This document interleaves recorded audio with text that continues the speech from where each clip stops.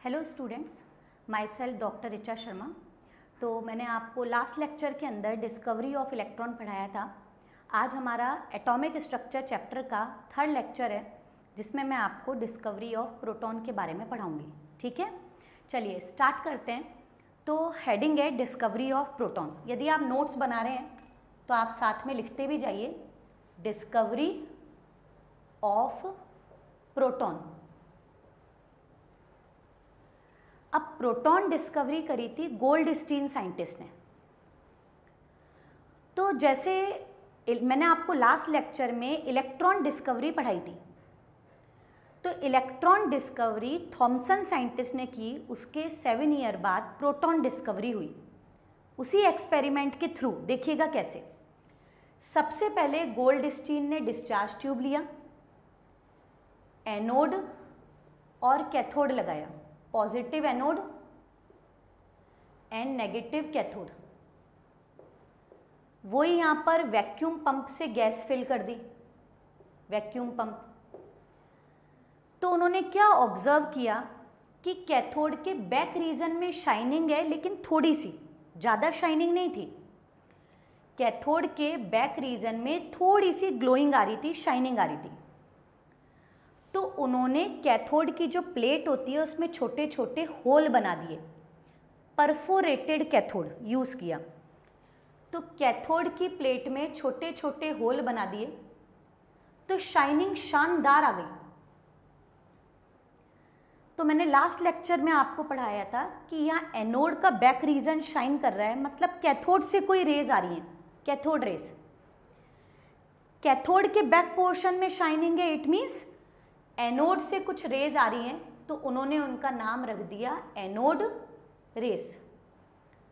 क्योंकि ये कैनाल को क्रॉस करके, ये होल है ना, कैनाल को क्रॉस करके उस तरफ जा रही हैं, शाइनिंग कर रही हैं, so they are also called canal rays. इसलिए इनका एक और नाम होता है, ठीक है, कैनाल रेस भी बोलते हैं। तो हम प्रोटॉन हटा देते हैं। डिस्कवरी ऑफ एनोड और कैनाल रेस।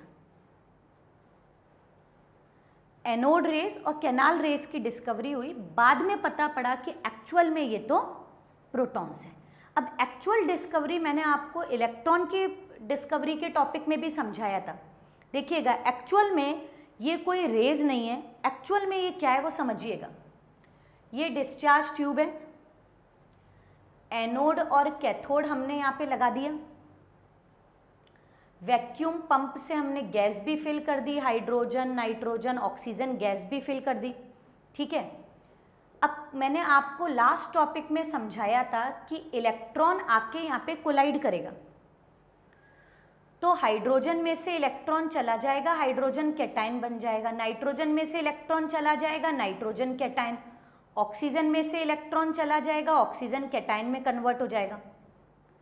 देखिए, जब तक हाइड्रोजन है ना, तब तक तो देखिए कुछ नहीं है। जैसे ही हमने इलेक्ट्रिसिटी फ्लो की, हाइड्रोजन आयोनाइज हुआ, हाइड्रोजन में से माइनस का इलेक्ट्रॉन निकल गया,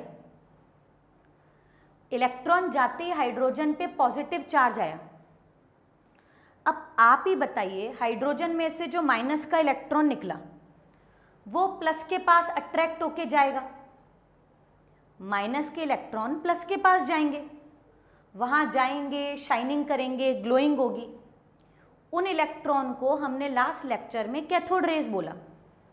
तो आप ही बताइए, हाइड्रोजन भी तो कैटायन बन गया, तो क्या हाइड्रोजन कैटायन नेगेटिव कैथोड के पास अट्रैक्ट नहीं होगा? जब माइनस प्लस के पास जाएगा तो हाइड्रोजन भी तो कैटायन बन गया ना, तो हाइड्रोजन कैटायन है तो वो नेगेटिव कैथोड के पास जाएगा।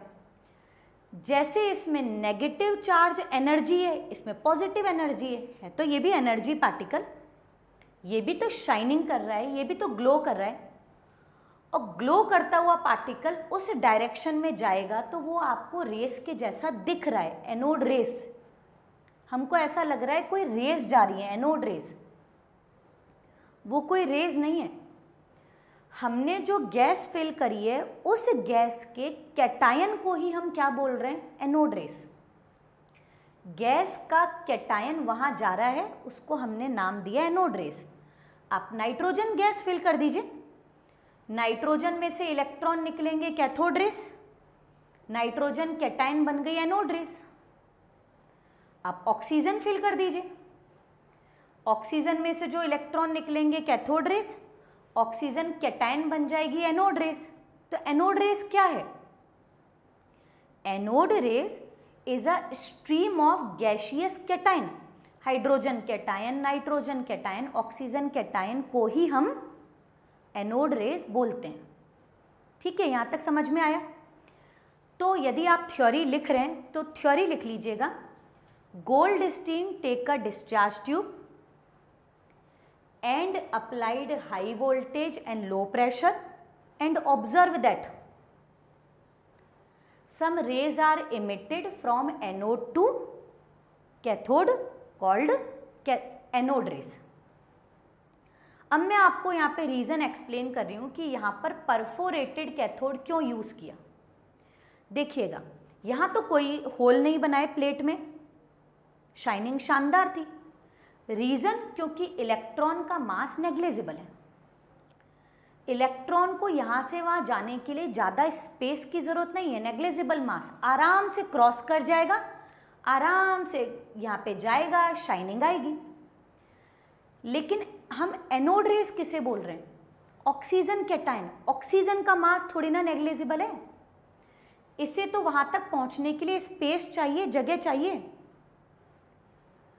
तो यहां पर कैटायन अच्छे से कैथोड पर नहीं पहुंचते थे, तो शाइनिंग कम आती थी। जैसे ही हमने प्लेट में छोटे छोटे होल बना दिए, इन कैटायन को जाने के लिए स्पेस मिल गया, आराम से जाएंगे, आराम से यहाँ पे कोलाइड करेंगे, खूब अच्छे से शाइनिंग आएगी। इसलिए पहले कम शाइनिंग थी, लेकिन परफोरेटेड कैथोड लिया तो शाइनिंग शानदार हो गई, क्योंकि इन गैसियस कैटायन का मास नेग्लिजिबल नहीं है, इनको जाने के लिए स्पेस चाहिए। तो ये तो हो गया एनोड रेस। अब हम डिस्कस करते हैं प्रोटॉन के बारे में, कैरेक्टरिस्टिक ऑफ प्रोटॉन। ठीक है, तो देखिएगा, सबसे पहले हम डिस्कस करते हैं प्रोटॉन की डिस्कवरी किसने करी। डिस्कवरी ऑफ प्रोटॉन, प्रोटॉन की डिस्कवरी करी थी गोल्डस्टीन साइंटिस्ट ने, गोल्डस्टीन। नेक्स्ट है, प्रोटॉन का नॉमनक्लेचर किसने किया, नामकरण संस्कार। प्रोटॉन को प्रोटॉन बोलेंगे ऐसा बताया था थॉमसन साइंटिस्ट ने, जिन्होंने इलेक्ट्रॉन की डिस्कवरी करी। जिन्होंने इलेक्ट्रॉन की डिस्कवरी करी, उन्होंने प्रोटॉन का नॉमनक्लेचर किया। Next, charge of proton. कल मैंने आपको समझाया था लास्ट लेक्चर में कि इलेक्ट्रॉन जो है, इलेक्ट्रॉन का चार्ज होता है -1.6 10⁻⁻⁻19 कूलाम, जिसको हम 1 इलेक्ट्रोस्टैटिक यूनिट बोलते हैं। अब आपको पता है एटम न्यूट्रल, तो जितना नेगेटिव होगा उतना ही तो पॉजिटिव चार्ज होगा। तो इलेक्ट्रॉन का चार्ज इतना है, तो प्रोटॉन का भी चार्ज इतना ही है, बस चार्ज पॉजिटिव है। मैग्नीट्यूड सेम होगा, चार्ज सेम होगा, जब भी तो एटम न्यूट्रल बनेगा। अच्छा, ये चार्ज का सिंबल है, ई मतलब इलेक्ट्रॉन नहीं है, चार्ज का symbol. Next, mass of proton. Proton का मास होता है 1.6 10⁻⁻24 ग्राम। जैसे हमने चार्ज का शॉर्टकट बनाया ना, ऐसे ही हम मास को शॉर्टकट में लिखते हैं। 1.6 10⁻⁻24 ग्राम को हम लिखते हैं 1 एटॉमिक मास यूनिट। ठीक है, नेक्स्ट, अब सिंबल लिखते हैं प्रोटॉन का, चार्ज भी आ गया, मास भी आ गया।